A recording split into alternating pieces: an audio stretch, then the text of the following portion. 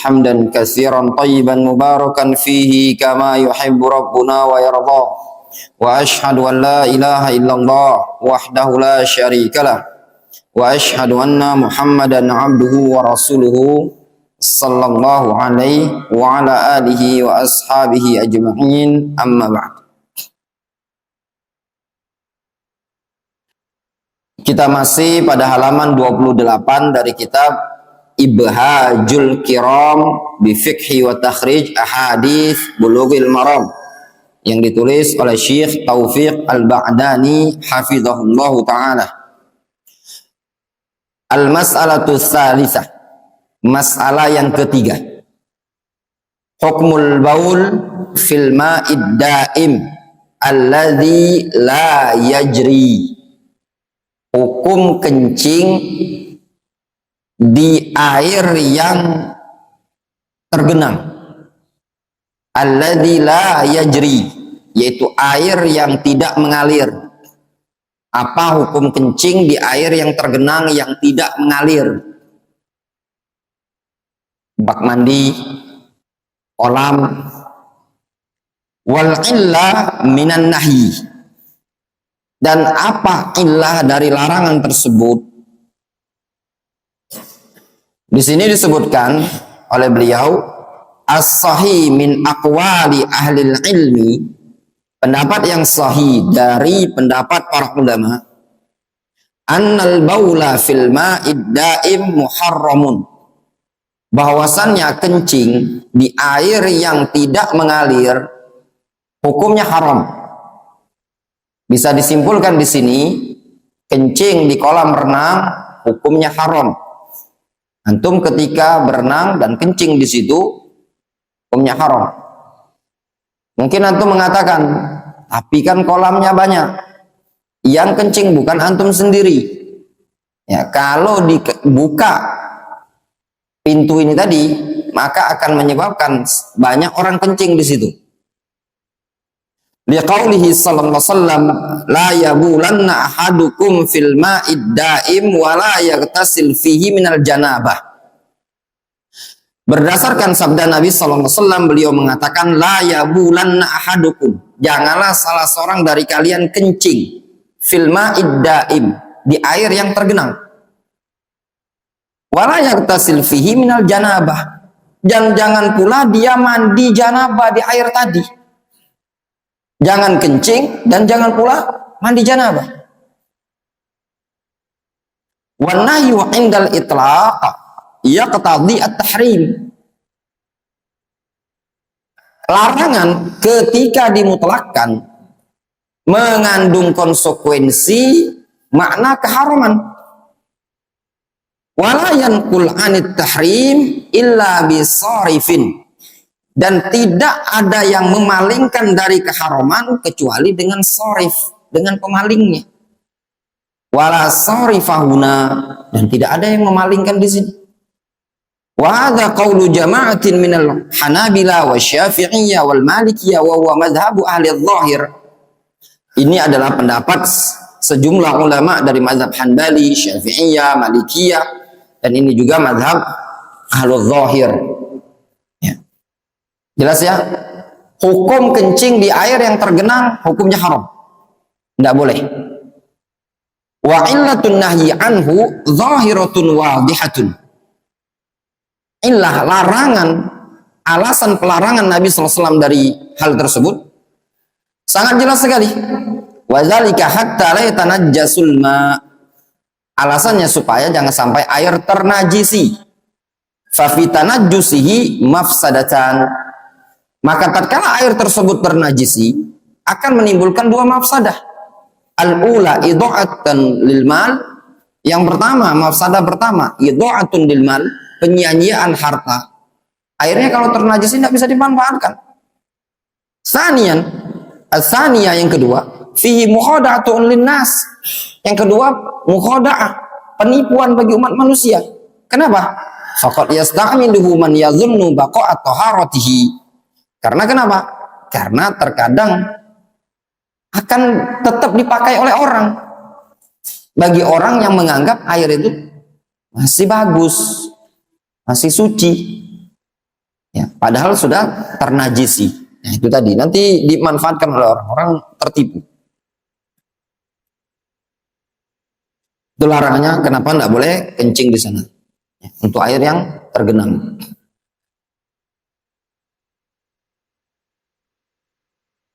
Larangan yang ini,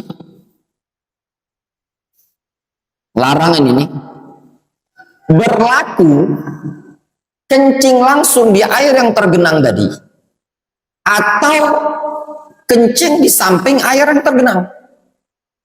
Misalkan ada sumur, larangan air kencing langsung ke sumur tadi, atau di sampingnya. Namun airnya ngalir ke dalam sumur, itu juga tidak boleh. Atau antum kencing dalam botol, dalam gayung, kemudian antum tumpahkan dalam sumur tadi. Boleh apa enggak? Jawabannya tetap enggak boleh. Kenapa? Dikarenakan illatun nahyi, alasan pelarangan dikhawatirkan bisa menyebabkan air tersebut terkontaminasi, ternajisi. Ya.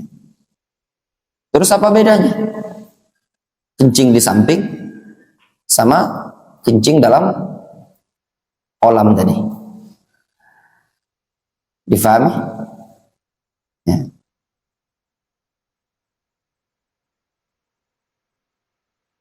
Kadang ketika kita ditanya ya, nggak bisa jawab itu buat kita nempel.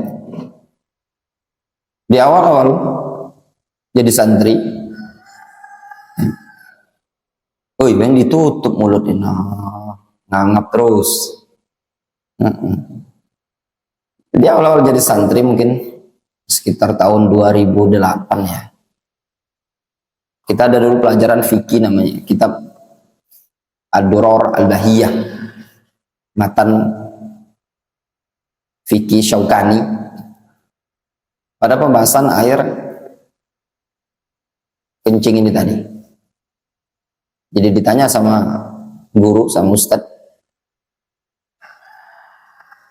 Abdurrahman, apa hukum kencing di air, kencing di samping sumur, kemudian airnya masuk ke dalam sumur tadi, boleh apa enggak? Jawaban anak waktu dulu, ya kalau antum salah-salah itu ya biasa, tapi ya jangan dijadikan males untuk belajar. Jawaban anak dulu, tidak di karena menjawab boleh-boleh saja, tidak masalah ya. Tidak masuk larangan. Itu waktu jawaban yang anak jawabkan. Kata Ustadz itu dulu, jumhur sekali pemahaman itu ya, nah, ini pendapatnya Zahiriyah. Terus apa bedanya kita kencing di pinggir sumur? Berkaitan tadi ya, di awal-awal kita belajar, kadang kita ditanya jawaban itu salah, keliru, itu bukan perkara aib biasa ya. Namun dengan berjalan waktu, selagi seseorang tersebut mau belajar ya, insya Allah waktu yang lama tadi akan menyampaikan kepada finish. Jadi ketika kita di pondok pesantren lagi nongkrong di kantin ya, kata bapak pemilik kantin itu, belajar itu yang penting terus menerus katanya. Nanti kalau terus menerus akan sampai pada tujuan. Ungkapan ini tadi mungkin kalau pada masa itu ya tidak terlalu bernilai ya. Tapi kalau kita cermati, ungkapan yang sangat benar. Dalam masalah belajar itu bukan masalah kecerdasan modal utama itu tadi. Tapi seluruh aktivitas, baik belajar, cari dunia, ibadah, Nabi SAW menganjurkan al-mudawamah. Ahabbul a'mal ilallah adwamuha wa in qallah. Amalan yang paling dicintai oleh Allah yang adwam, terus menerus meskipun sedikit. Seseorang kalau belajar terus menerus, tidak putus, walaupun dia dapat sedikit, dengan berjalan waktu, insya Allah dia akan sampai kepada apa yang dia inginkan. Cuman butuh proses, butuh sabar. Nah, sabarnya inilah yang jarang dimiliki oleh sebagian para penuntut ilmu. Orang itu terkadang ingin cepat mendapatkan buah hasil panen.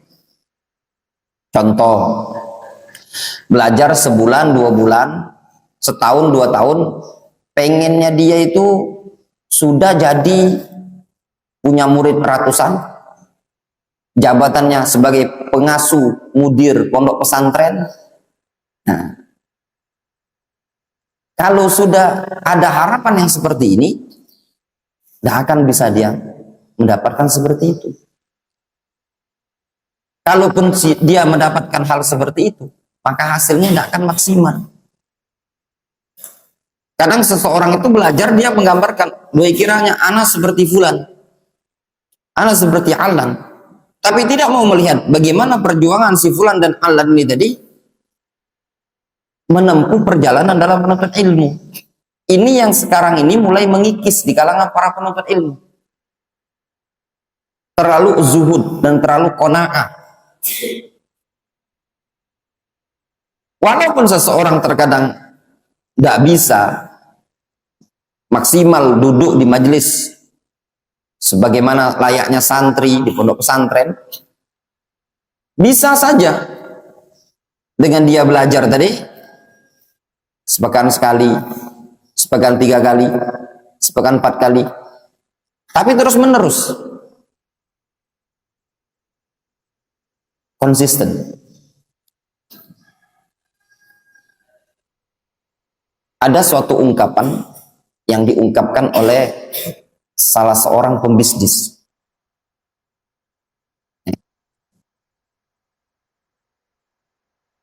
Seorang owner. Dia ditanya, dari mana kesuksesan dia tadi? Yang orang kaya dia, orang Indonesia. Ketika dia diwawancarai, dia bilang, dari modal kecil itu, saya tidak berhenti untuk beriklan. Bahkan menggunakan medsos itu, dia bilang, dari tidak mampu bayar iklan mahal dengan iklan yang murah. Ya. Di mana di Mas ya? Medsos itu bisa iklan kebayar ya? Ya. Nah, minimal berapa itu kalau bayar iklan? Dia bilang itu 20.000. Dari iklan 20.000. Sebelum dia mencapai target omset itu miliaran. Dari iklan 20.000 katanya. Terus dia gigih untuk memasarkan produknya ini tadi. Terus continue. Sukses ya, yang sukses. Nah, terkadang kita ini seorang penuntut ilmu ini tadi, semangatnya kalah sama mereka-mereka ini tadi. Ya. Mereka ini tadi menempuh kesabaran untuk meraih dunia, impian.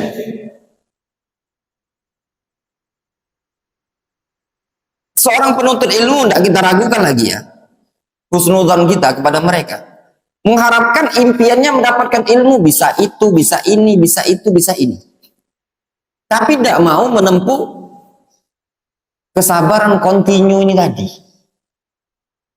Ini yang kadang sudah mulai mengikis. Pengen menjadi hafizul Quran, malas menghafal, malas kontinu. Kadang ketika kita melihat ada orang sukses, berhasil pada pencapaiannya 30 juz.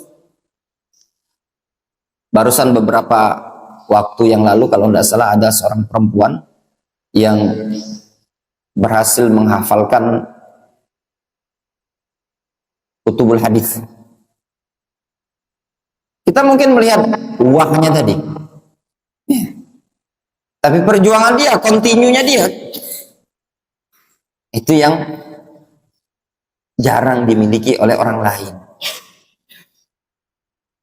Sehingga dari sini ya ikhwan,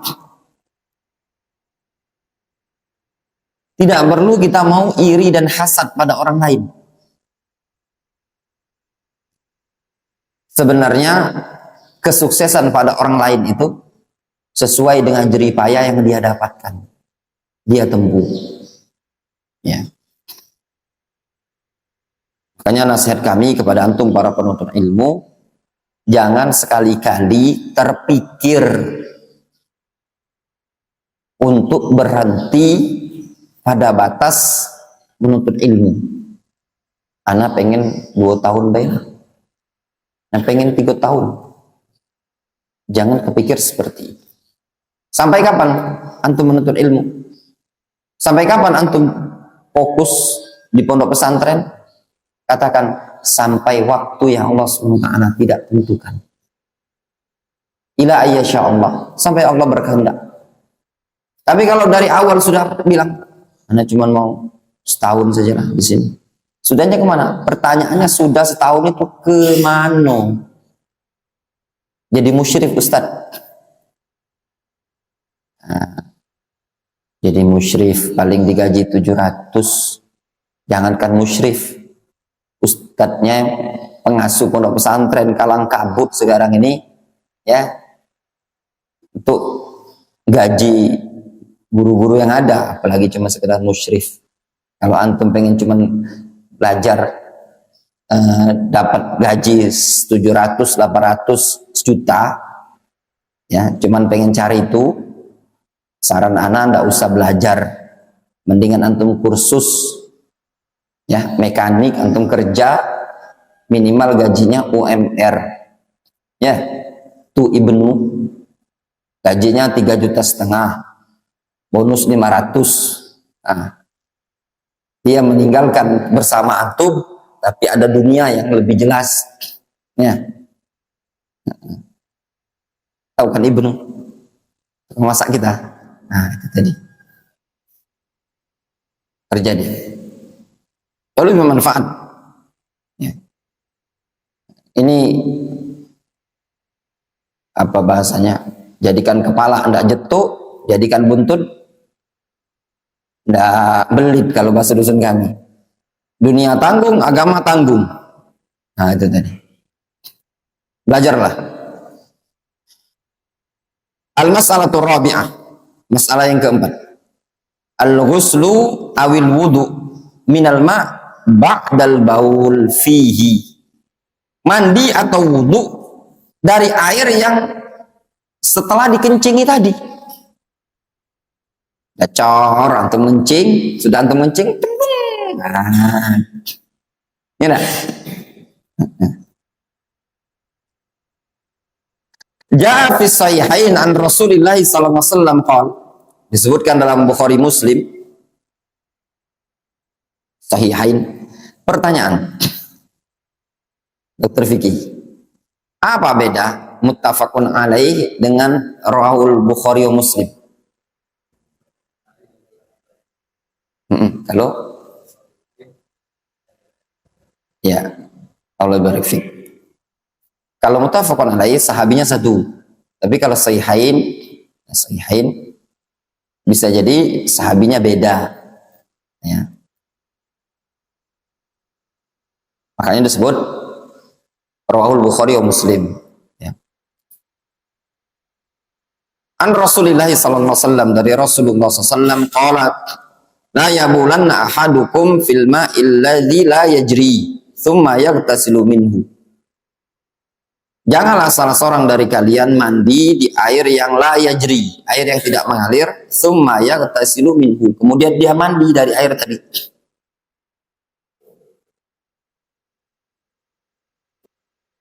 Sudah dikencingi, kemudian mandi.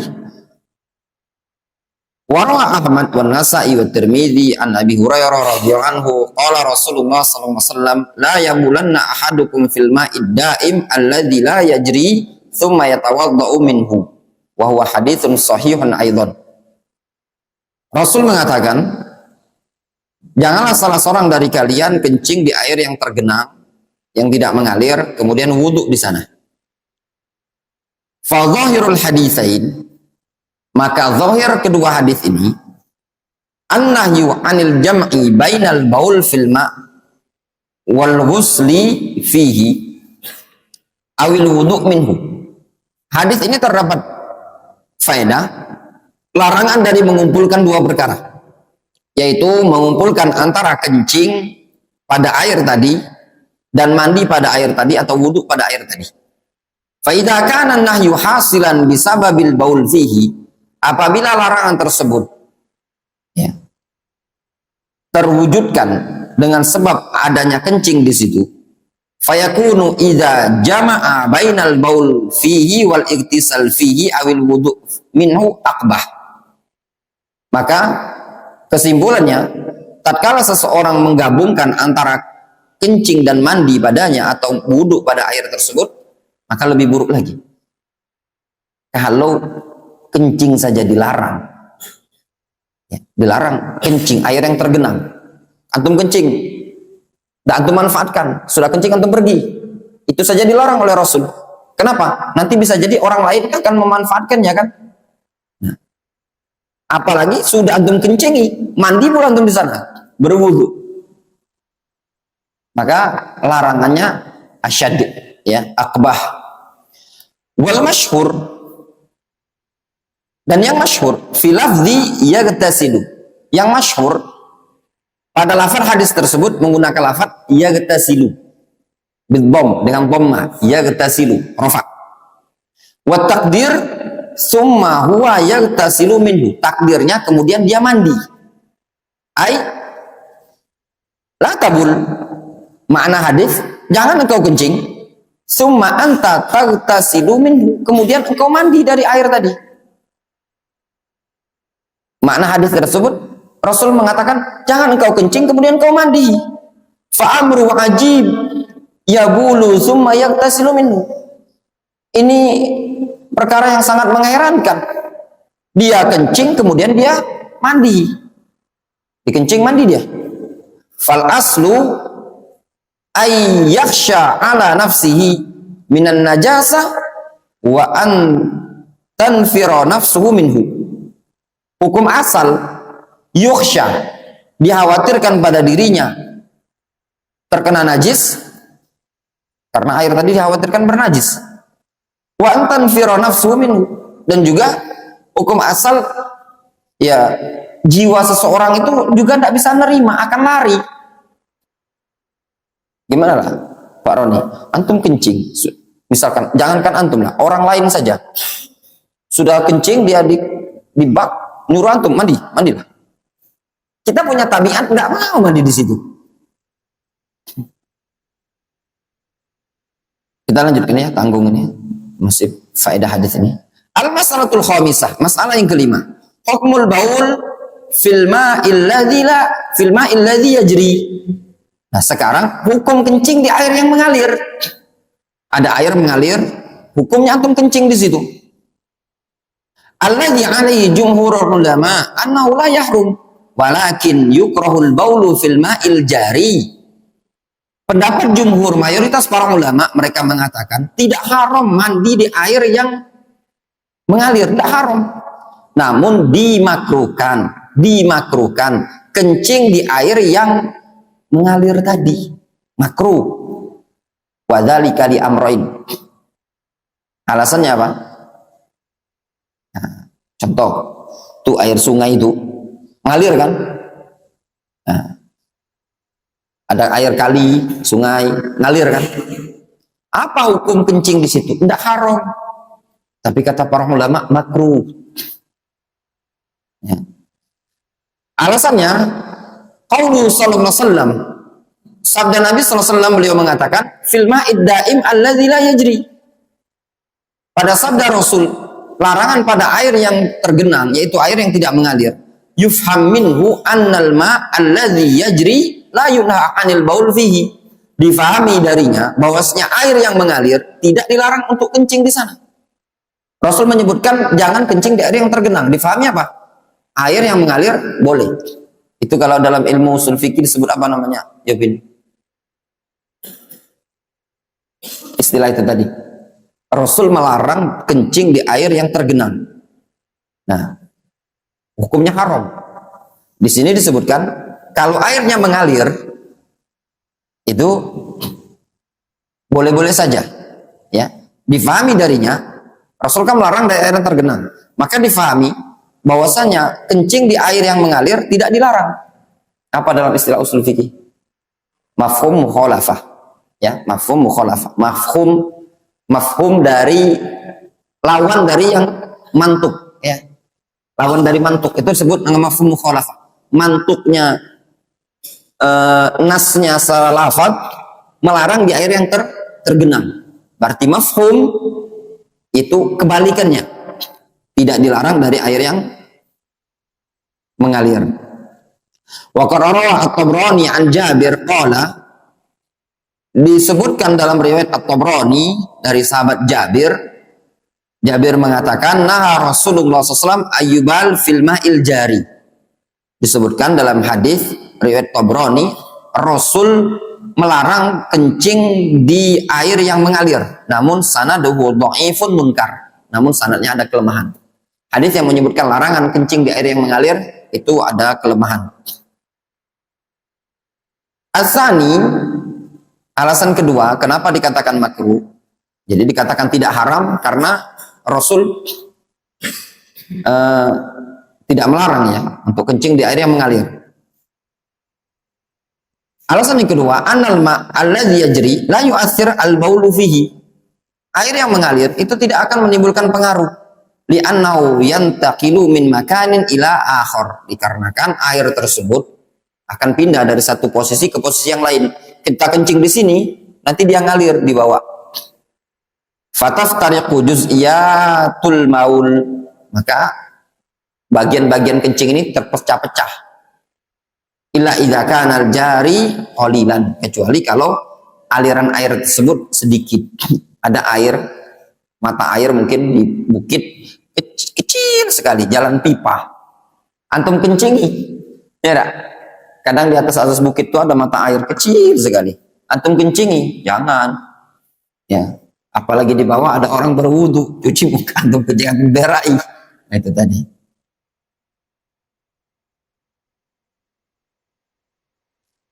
Al-mas'alatus sadisah. Masalah yang ke-6. At-taghawwud fil ma'id daim. Hukum berak di air yang menggenang. Tadi kencing. Gimana kalau berak?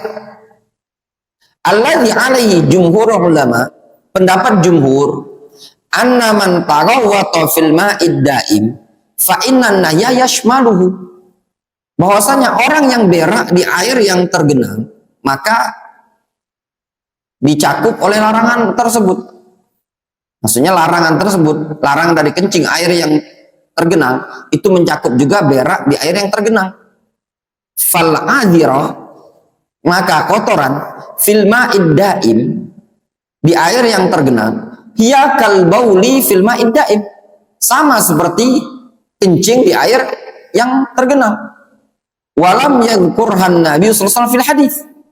Nabi sallallahu alaihi wasallam tidak menyebutkan kotoran berak di dalam hadis tadi. Kenapa? Li annal asla annal ladzi yahsul fihi at-tasahul wal baul. Kenapa Nabi sallallahu alaihi wasallam tidak menyebutkan berak? Rasul tidak mengatakan la yataghawwat ahadukum fil ma'id daim. Kenapa? Dikarenakan hukum asal biasanya yang terjadi penyepelihan itu dalam masalah kencing. Contoh antum lihat kencing. Orang kalau kencing sembarangan, kalau berak dia enggak sembarangan.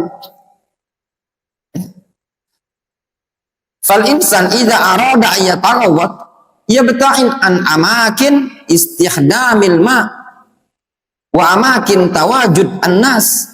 Umat manusia apabila ingin BAB, buang air besar, dia pasti akan menjauh dari tempat-tempat yang biasa digunakan air padanya, tempat-tempat yang sumber air, ya, air yang biasa dipakai, dia akan menjauh.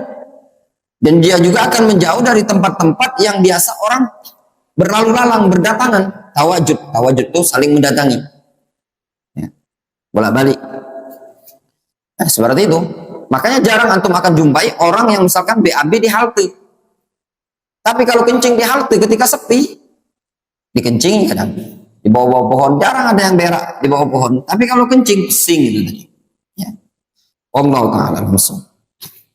Mungkin kita cukupkan sampai sini. Adapun hadis yang berikutnya, kita lanjutkan pada pertemuan berikutnya.